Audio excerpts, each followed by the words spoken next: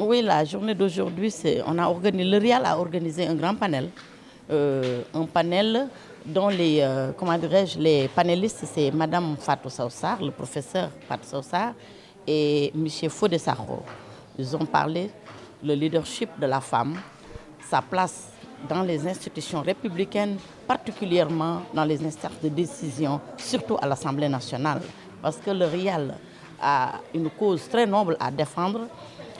On ne veut pas être dans les instances de décision comme ça. On ne l'a pas choisi comme ça, mais on a fait vraiment un diagnostic très important dans le cadre des orphelins du Sénégal, qui vivent des difficultés, des contraintes, alors que nous sommes un réseau de femmes. En tant que maman, nous allons porter ce combat noble pour ces enfants-là qui est les nôtres. Évidemment, le réseau, je ne vais pas dire apolitique, parce que ce que nous faisons, c'est de la politique sociale. La politique sociale, on s'entraide entre nous, on fait de l'agriculture, on fait de l'élevage, tout ça, c'est des activités génératrices de revenus, c'est-à-dire qui participent dans le développement économique du pays. Mais on ne peut pas aider quelqu'un sans être autonome économiquement. C'est pourquoi on a démarré par le développement et finir par appuyer les femmes démunies, c'est-à-dire qui vivent des difficultés, les détenus du camp pénal, en même temps les orphelins. C'est pourquoi nous avons envisagé une réflexion qui va vers les élections législatives. On tend la main. Si quelqu'un nous répond, on part. Si on ne nous répond pas aussi, on part parce qu'on est prête. Mais évidemment, les textes, on doit les changer parce que la parité est appliquée, mais ça devrait être beaucoup plus remarquable dans certains territoires. Ces textes-là, ce sont des lois qui les changent. Et si on n'a pas des femmes qu'il faut, à la place qu'il faut, on ne changera pas ces lois-là. Et il faut des dames de fer qui s'imposent, qui votent des lois qui servent à notre nation. Nous, on est prêts pour ça, le RIAL. Mais tout à fait, parce que vous voyez que la représentativité des femmes n'est pas du tout remarquable.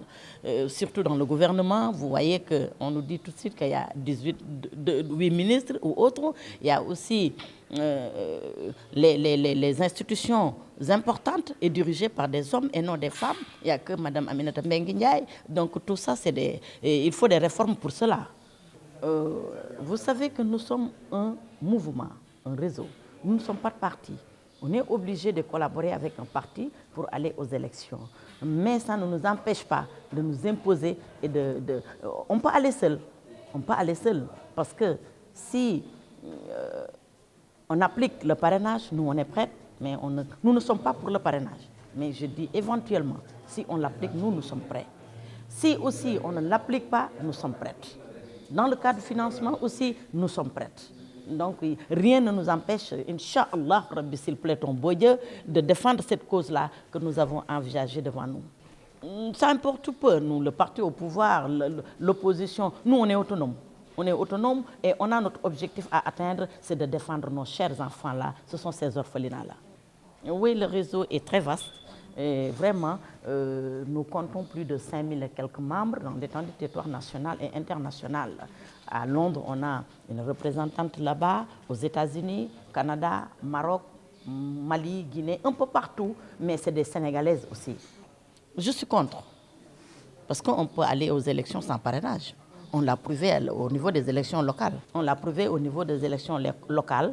Et aussi, la CEDEAO aussi a dit que ce n'est pas une bonne procédure. Donc, on ne peut pas vouloir une chose et son contraire. Je suis tellement contre le parrainage.